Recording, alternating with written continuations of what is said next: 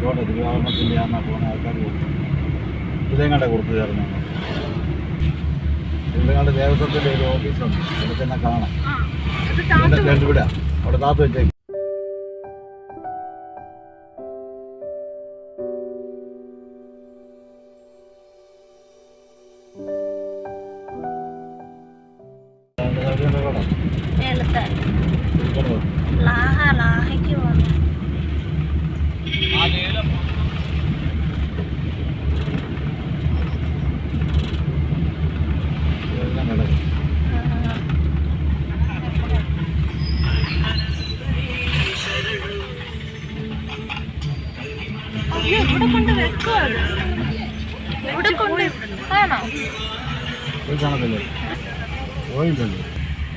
പോയില്ല കാണായിരുന്നു. തിരുവാഭരണത്തിൻ്റെ ആണെന്നാ പോകുന്ന ആൾക്കാർ ഇതിലെങ്ങാണ്ട് കൊടുത്തു ചേർന്നു.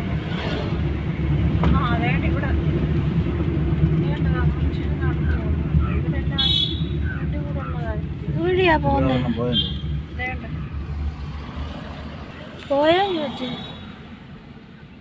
നമുക്ക് ഭാഗ്യമുണ്ടേ തിരുവാഭരണം കൊണ്ടുവന്നേ. വണ്ടി കൊണ്ടുപോകാൻ പറ്റത്തില്ല.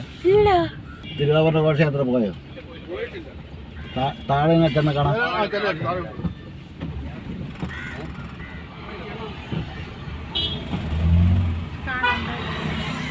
നമുക്ക് ഭാഗ്യമുണ്ട് കാണാൻ. ഞാൻ ആദ്യമായിട്ടാ. ഇവിടെ എല്ലാം കടകളുമായി അല്ലേ? സീസൺ സമയത്തല്ലേ ഉള്ളു ഈ കടകളൊക്കെ.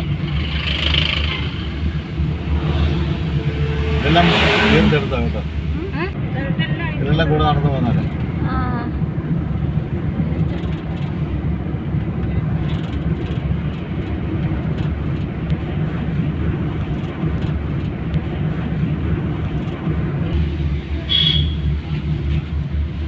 ദേവസ്വത്തിൻ്റെ ഒരു ഓഫീസുണ്ട്, ഇവിടെ തന്നെ കാണാം.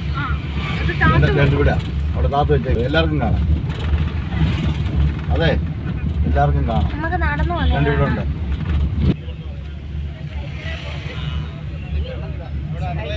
വന്നില്ല, ഇവിടെ വന്നില്ല.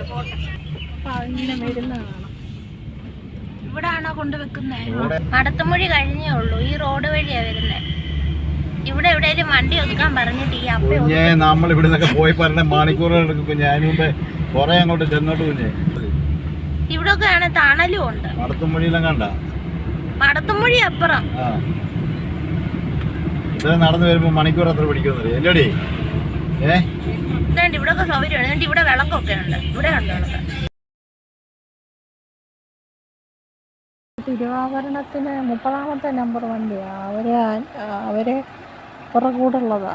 വിജിലൻസിൻ്റെ വണ്ടി, പോലീസിൻ്റെ വണ്ടി, ഫയർ ആൻഡ് റെസ്ക്യൂവിൻ്റെ വണ്ടി.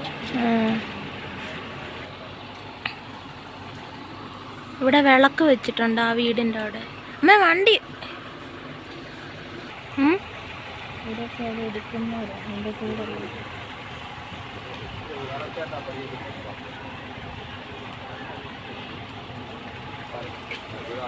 ഇതിന്റെ കൂടെ വന്നോ?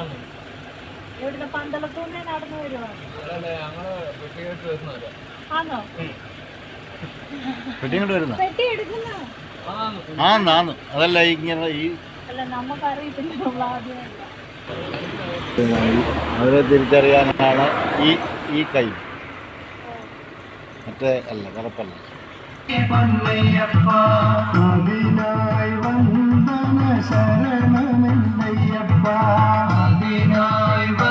മകരവിളക്കിന് 3 ദിവസം മുമ്പ് ധനുമാസം 28-നാണ് പന്തളത്ത് നിന്നും തിരുവാഭരണ ഘോഷയാത്ര പുറപ്പെടുന്നത്. തിരുവാഭരണങ്ങൾ ചന്ദനത്തിൽ നിർമ്മിച്ച 3 പെട്ടിയിലാണ് സൂക്ഷിച്ചിരിക്കുന്നത്. ഗോപുരാകൃതിയിലുള്ള തിരുവാഭരണ പെട്ടി, സമചതുരാകൃതിയിലുള്ള വെള്ളിപ്പെട്ടി, ദീർഘചതുരാകൃതിയിലുള്ള കൊടിപ്പെട്ടി എന്നിവയാണ് ആ 3 പെട്ടികൾ. പന്തളം വലിയ കോയിക്കൽ കൊട്ടാരത്തിൽ നിന്നും കാൽനടയായിട്ടാണ് ഇവ ശബരിമലയിൽ എത്തുന്നത്. അയ്യപ്പൻ പന്തളം കൊട്ടാരത്തിൽ നിന്നും ശബരിമലയ്ക്ക് പോയി എന്ന് കരുതുന്ന പ്രത്യേക വഴിയിലൂടെയാണ് തിരുവാഭരണ ഘോഷയാത്ര കടന്നു പോകുന്നത്. രാജപ്രതിനിധികൾക്ക് പുറമെ ദേവസ്വം ബോർഡ് ഉദ്യോഗസ്ഥർ, പോലീസുകാർ, ഭക്തർ അങ്ങനെ തുടങ്ങി ആയിരക്കണക്കിന് ആളുകളാണ് ഈ ഘോഷയാത്ര അനുഗമിക്കുന്നത്. വർഷങ്ങളേറെ കഴിഞ്ഞിട്ടും ആധുനിക യാത്രാ സൗകര്യങ്ങളുണ്ടായിട്ടും ഈ പരമ്പരാഗത പാതയിൽ നിന്നും അണുവിട വ്യതിചലിച്ചിട്ടില്ല എന്നുള്ളതാണ് ഈ ഘോഷയാത്രയുടെ പ്രാധാന്യവും പവിത്രതയും വ്യക്തമാക്കുന്നത്. ഇന്നിപ്പം ഞങ്ങൾ ഒരു യാത്ര ചെയ്ത് തിരിച്ചു വന്നപ്പോഴാണ് തിരുവാഭരണ ഘോഷയാത്ര വരുന്നത് കണ്ടത്. 2ാം ദിവസമായ രാവിലെ പേങ്ങാട്ട് കടവ് കടന്ന് വടശ്ശേരിക്കര ചെറുകാവ് ക്ഷേത്രത്തിലും പ്രയാർ മഹാവിഷ്ണു ക്ഷേത്രത്തിലും ഭക്തർക്ക് ദർശനം നൽകും. ചമ്പോണും മാടമണ്ണും കഴിഞ്ഞ് പോത്തുമൂട് പാലത്തിലൂടെ കക്കാട്ടാറും കടന്ന് പെരുന്നാട് കോയിക്കൽ ധർമ്മശാസ്ത്ര ക്ഷേത്രത്തിലെത്തും.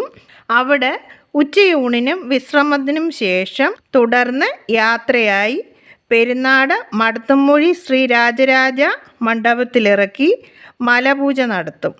അത് കഴിഞ്ഞിട്ടാണ് വയറന്മരുതി, കൂനങ്കര, തേവർവേലിൽ എന്നിവിടങ്ങളിലെ സ്വീകരണത്തിന് ശേഷം പുതുക്കടയിലെ ഇളയ തമ്പുരാട്ടിക്കാവിൻ്റെ സമീപത്തുകൂടി പരമ്പരാഗത പാതയിലൂടെയാണ് ഇന്ന് ളാഹ വനം വകുപ്പ് സത്രത്തിൽ വിശ്രമിക്കുന്നത്. വീണ്ടും നാളെ വെളുപ്പിന് 4 മണിക്ക് തിരുവാഭരണ ഘോഷയാത്ര പുറപ്പെട്ട് വൈകിട്ട് ശബരിമല സന്നിധാനത്തിലെത്തി ആഭരണങ്ങൾ ഭഗവാനെ അണിയിച്ച് പൂജ നടത്തുന്നതും വിളക്ക് കാണുന്നതും.